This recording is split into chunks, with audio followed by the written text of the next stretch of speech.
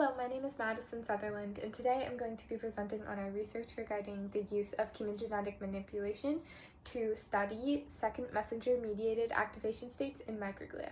So our research is important for understanding Alzheimer's disease, which is a progressive neurological disorder and the leading cause of age-related dementia to this date, and currently has no known cure.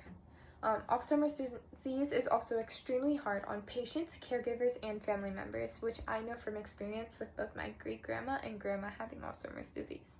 So in Alzheimer's disease, we see a pathology regarding the buildup of fibrillar amyloid beta plaques, tau protein tangles, neural inflammation, and synaptic loss. Now, where do microglia and calcium signaling come into play? Well, microglia, as the innate or resident immune cell of the brain, play an important role in protecting it, so going and phagocytosing those plaques and responding to injured neurons.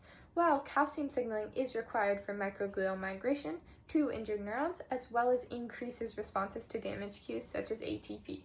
When looking at wild-type microglia versus Alzheimer's disease microglia, we see a baseline an increased baseline of cytosolic calcium signaling, as well as an increase in frequency, but a decrease in response, decrease in amplitude in response to damage cues such as ATP. And then we can use these things called DREADs, designer receptors exclusively activated by designer drugs, to modulate our intracellular calcium signaling in microglia. So we have an excitatory one, HM3DQ, and an inhibitory, HM4DI, and then when in the presence of a ligand, either CNO or C21, which we used further down the line as it has less off-target effects, we can either increase or decrease intracellular calcium signaling. And so our main objectives were to increase or decrease our intracellular calcium signaling in human-induced pluripotent stem cell-derived microglia, as well as understand the effects that altering calcium signaling in these has on microglial gene expression and function. And so we basically transduced our DREADs into our microglia with a lentiviral vector, and then also used a GFP tag to make sure that our DREADs were being expressed.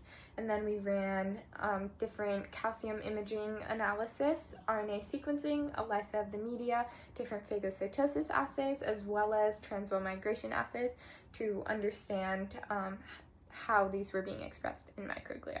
And so we found that HM3DQ can be used to increase intracellular calcium signaling in our human-induced pluripotent stem cell-derived microglia, as well as altering this intracellular calcium signaling in HM3DQ microglia can alter transcription, or does alter transcription. And then, as well as that, we found that in both HM3DQ and HM4DI activation, there is an increase in monocyte chemoattractant protein 1